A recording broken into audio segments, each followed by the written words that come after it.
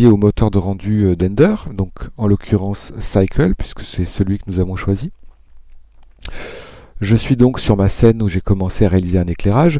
Je vais maintenant affiner, non pas l'éclairage, mais la qualité du rendu, c'est-à-dire le nombre de cycles ou d'échantillons que le moteur de rendu va faire. Alors pour ce faire, je vais simplement ici, vous l'avez vu, j'ai sélectionné précédemment l'icône qui correspond au contexte render.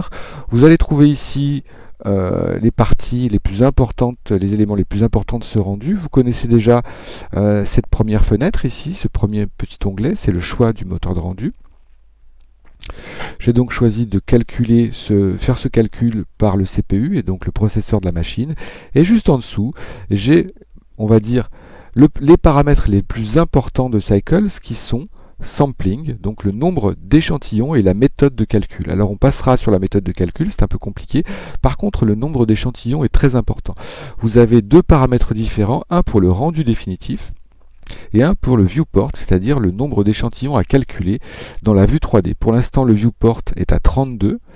Et donc pour rappel ici, j'ai bien sélectionné l'icône dans la vue caméra qui me permet d'afficher le rendu définitif calculé par Cycle.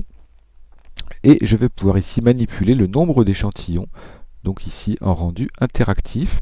Je vais, à titre d'exemple, descendre ce nombre d'échantillons à 1, et là vous allez le voir, le rendu tout de suite est beaucoup plus grossier, il y a un seul échantillon qui a été fait, donc un seul cycle, et plus je vais augmenter, je vais le repasser maintenant à 16, voilà, vous le voyez, Blender me fait un calcul, il calcule les 16 échantillons, je vais le passer à 32, voilà, et donc le calcul est effectivement plus long. Blender me donne quelques informations ici sur lors du calcul. Donc chaque fois que je vais déplacer ma caméra ou bouger quelque chose dans la scène, vous le voyez ici, Blender refait le calcul.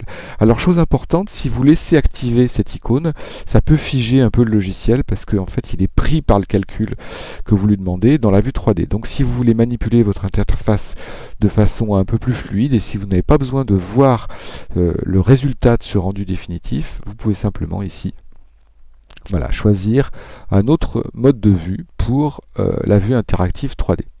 Donc je reviens ici sur ma vue interactive, vous voyez j'ai mon calcul, je vais désactiver ce calcul et je vais maintenant simplement calculer l'image définitive, parce que c'est un peu le moment qu'on attend tous, c'est le calcul de l'image définitive.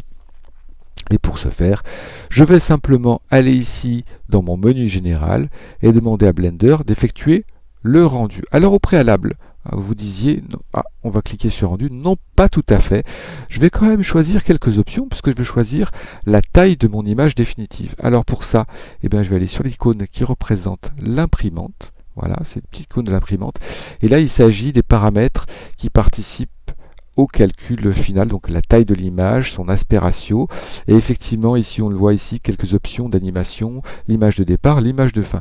Pour l'instant j'ai une image dont la résolution fera, ici on le voit 1920 pixels par 1080, c'est un peu gros.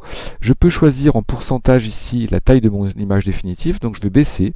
Alors vous vous dites comment faire pour passer de 10% en 10%, je maintiens tout simplement la touche CTRL enfoncée, comme je l'aurais fait dans la vue 3D, pour avoir un pas sur la grille. Donc CTRL, je vais donc calculer ici une image qui correspond à 30% de 1920 par 1080 pixels, et là je peux maintenant faire Render, et je vais cliquer sur Render Image, tout simplement, ce qui correspond à la touche F12 du clavier. Render Image, Blender ouvre une petite fenêtre interactive, c'est parti.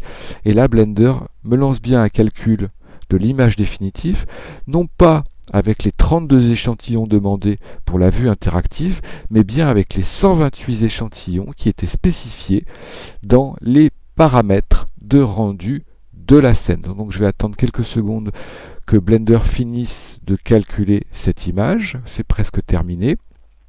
Vous le voyez, effectivement, l'image est beaucoup plus nette, le calcul a été beaucoup plus long, Blender me dit qu'il a mis 30 secondes pour calculer cette image. Alors juste à titre expérimental et pour vous donner un ordre d'idée, si je retourne ici dans les paramètres de mon rendu, que je laisse bien sûr le render à 128, donc l'image finale, et que je choisis la méthode de calcul GPU Compute, donc je vais confier le calcul à ma carte graphique, je relance le rendu de l'image, Render Image, et là vous allez le voir, Au lieu de mettre 30 secondes, Blender aura mis exactement 4 secondes 13 pour calculer l'image. Alors j'ai une carte graphique correcte et vous l'avez vu, j'ai divisé presque mon temps de calcul, on va dire, par 7, 5, 6 ou 7, donc j'ai gagné un temps phénoménal. Donc une fois que j'ai cette image, eh bien, je vais pouvoir tout simplement la sauver. Je vais faire image, save as, et là vous allez pouvoir utiliser le gestionnaire de fichiers de Blender, donner un nom à votre image. Donc je vais l'appeler tout simplement uncal 01. Je peux choisir ici un peu plus bas le type de l'image. Pour l'instant, je vais laisser PNG, c'est la méthode par défaut. Je fais Save an Image. Et voilà, mon image est sauvegardée. Je peux fermer cette petite fenêtre de rendu qui ne me sert plus à rien.